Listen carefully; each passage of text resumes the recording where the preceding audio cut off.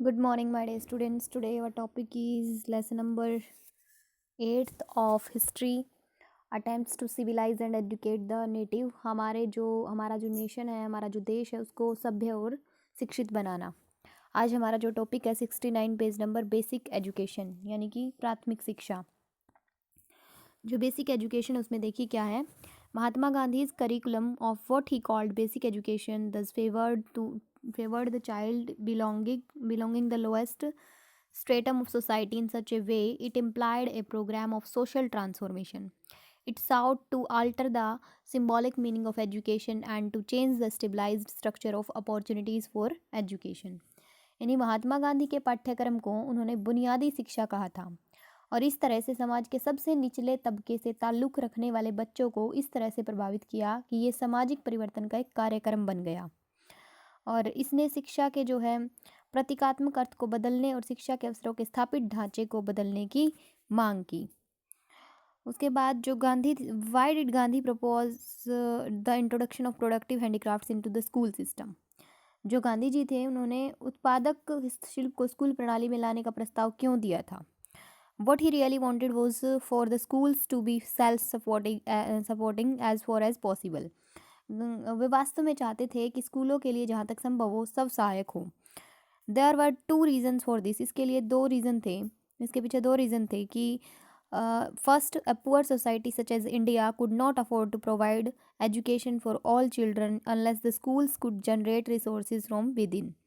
क्योंकि पहला ये था कारण कि भारत जैसा गरीब समाज सभी बच्चों के लिए शिक्षा प्रदान करने का जोखिम नहीं उठा सकता था जब तक कि विद्यालय भीतर से संसाधन उत्पन्न न कर सके।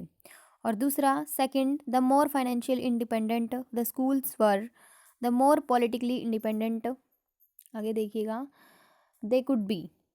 Above all, he valued self-sufficiency and autonomy. These were vital for his vision of an independent India made up of autonomous villages, communities to survive. दूसरा कारण ये भी था इसके पीछे कि जो मतलब जितने अधिक आर्थिक रूप से स्वतंत्र स्कूल थे उतने ही अधिक राजनीतिक रूप से स्वतंत्र थे। इन सब से ऊपर उन्होंने आत्मनिर्भरता और स्वायत्तता को महत्व दिया। ये एक स्वतंत्र भारत के अपने दृष्टिकोण के लिए महत्वपूर्ण थे जो जीवित रहने के लिए स्वयं ग्राम समुदाय से बना था। अब आगे देखिए बच्चों, टैगोर शांति निकेतन। टैगोर शांति निकेतन में क्या था। 1901 Tagore founded an experimental school in rural West Bengal at Shanti Niketan, abode of peace, where he sought to blend the best in the Indian and Western tradition. 1901 में टैगोर ने शांति निकेतन यानी शांति के ऊपर उसमें शांति निकेतन में ग्रामीण पश्चिम बंगाल में एक प्रायोगिक विद्यालय की स्थापना की जहां उन्होंने भारतीय और पश्चिमी परंपरा में सर्वश्रेष्ठ मिश्रण करने की मांग की। वो चाहते थे कि भारतीय और पश्चिमी परंपरा का सर्वश्रेष्ठ मिश्रण हो जाए। ठीक है। ही settled permanently at the school which became विश्व भारती यूनिवर्सिटी इन 1921। वे स्कूल में स्थायी रूप से बस गए जो 1921 में विश्व भारती विश्वविद्यालय बन गया था। Most of Tagore's work was written at Shanti Niketan, an experimental school. Tagore based it on the ashram model with pioneering emphasis on learning in a harmonious and natural setting. He felt that a well-rounded education using all the five senses and not relying on memorizing by rote was the better way to teach children. Tagore के अधिकांश कार्य शांति निकेतन में ही लिखे गए थे। एक प्रायोगिक विद्यालय टैगोर ने इसे आश्रम मॉडल पर आधारित किया जिसमें एक सामंजस्यपूर्ण और प्राकृतिक सेटिंग में सीखने पर जोर दिया गया। उन्होंने महसूस किया कि सभी पांचों पंथों का उपयोग करते हुए अच्छी शिक्षा प्राप्त करना और बच्चों को पढ़ाने का बेहतर तरीका नहीं था। तो शांति निकेतन जो था आगे यहाँ पे देखिए ओपन एयर एजुकेशन होती थी, वहाँ पे पेड़ के नीचे बैठ के वहाँ पे ओपन एयर एजुकेशन की जाती थी। The Shanti Niketan abode of peace, Shanti Niketan यानी शांति का निवास, was located 100 kilometers away from Calcutta in a rural setting.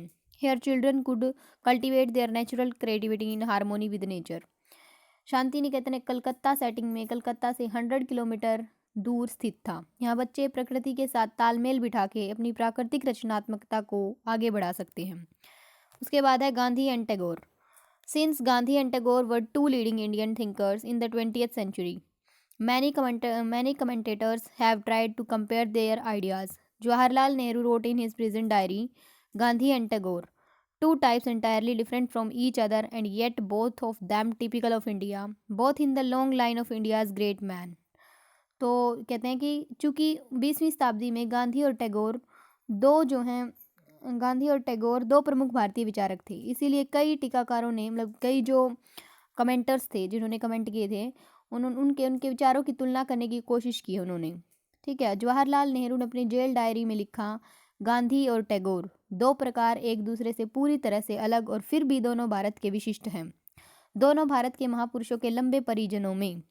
It is not so much because of any single virtue, but because of the fact I felt that among the world's great men today, Gandhi and Tagore were supreme as human beings। तो ऐसा नहीं है कि कोई भी पुण्य, लेकिन इस तथ्य के कारण कि मुझे लगता है कि आज दुनिया के महापुरुषों में गांधी और टैगोर जो है नदियों जैसे आत्मा, दिव्य आत्मा टैगोर गांधी के साथ बह निकला, उनको मैं श्रद्धांजलि देता हूँ। What good fortune for me to have come into close contact with them। तो कहता है कि मैं उनके लिए जो है मतलब मैं उनको come into close contact with them, मैं उनके साथ जो है दिव्य आत्मा टैगोर गांधी के साथ वह बह निकला और उनको श्रद्धांजलि देते हैं।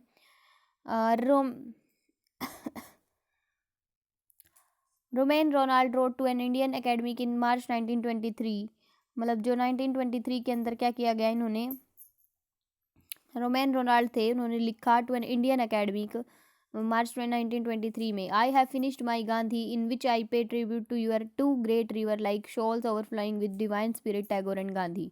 मतलब वही बात जो हमने ऊपर जाना कि ऐसा कोई पुण्य, लेकिन इस तथ्य के कारण कि मुझे लगता है कि आज दुनिया के महापुरुषों में गांधी और टैगोर जो हैं अच्छे व्यक्ति हैं, मतलब जो है बिल्कुल क्लोज कॉन्टैक्ट था उनके साथ मेरा, वो ऐसे बोल रहे हैं।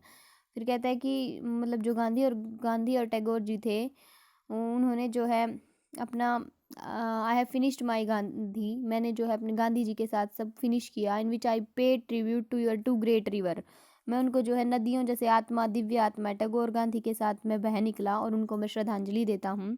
In many senses Tagore and Mahatma Gandhi thought about education in similar ways. Both were influenced by Western education, still looked for a unique Indian identity for the students।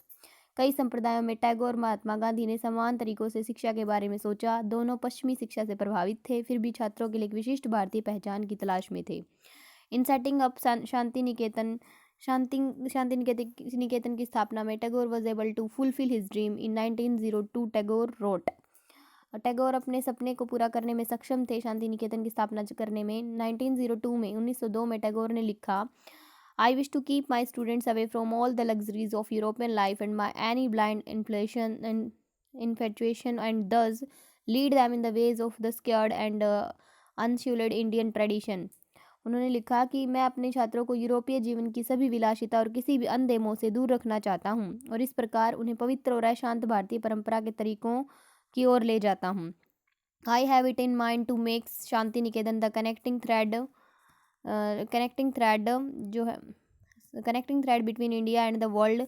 I want to make this place somewhat beyond the limits of nations and geography. Open air education, as opposed to being cramped in the four walls of a classroom, became a reality here. Eminent people from all over the world came to Vishwa Bharati during its heyday। मेरे पास शांति निकेतन को जोड़ने वाला सूत्र बनाने का ध्यान है भारत और दुनिया के बीच। मैं इस जगह को कुछ हद तक राष्ट्र और भूगोल से परे बनाना चाहता हूँ। एक कक्षा की 4 दीवारों में तंग होने के विपरीत खुली हवा की शिक्षा यहाँ एक वास्तविकता बन गई। विश्व भर के प्रतिष्ठित लोग इसके उदय के दौरान विश्व भारती में आए। ठीक है, according to Gandhi ji, craft, art, health and education should all the integrated into one scheme. Nai Talim यानी the basic education programme is a beautiful blend of all the four and covers the whole education of the individual from the time of conception to the moment of death. Gandhi ji के अनुसार शिल्प, कला, स्वास्थ्य और शिक्षा सभी को एक योजना में एकीकृत किया जाना चाहिए। नई तालीम यानी मूल शिक्षा कार्यक्रम चारों का एक सुंदर मिश्रण है और गर्भाधान के समय से व्यक्ति की संपूर्ण शिक्षा को कवर करता है मृत्यु के क्षण तक।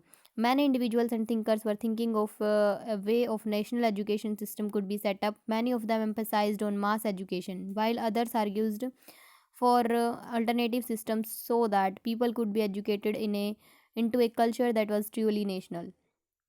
तो कई व्यक्ति और विचारक एक तरह से सोच रहे थे कि राष्ट्रीय शैक्षिक प्रणाली कैसे स्थापित की जा सकती है। उनमें से कई ने सामूहिक शिक्षा पर जोर दिया, जबकि अन्य लोगों ने वैकल्पिक प्रणालियों के लिए आग्रह किया, ताकि लोगों को एक ऐसी संस्कृति में शिक्षित किया जा सके जो वास्तव में राष्ट्रीय थी।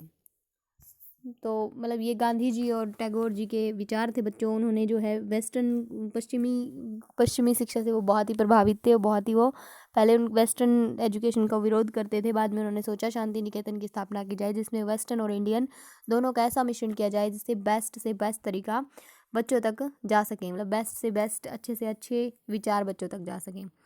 सो बच्चों, हमने ये पूरा लेसन कंप्लीट कर लिया है। आप लोग भी इसको अच्छे से कंप्लीट रीड कीजिएगा, सारी वीडियोस को देखिएगा। कल हम इसके जो है क्वेश्चन आंसर करेंगे, इसकी एक्सरसाइज स्टार्ट कर देंगे। Thank you and have a nice day.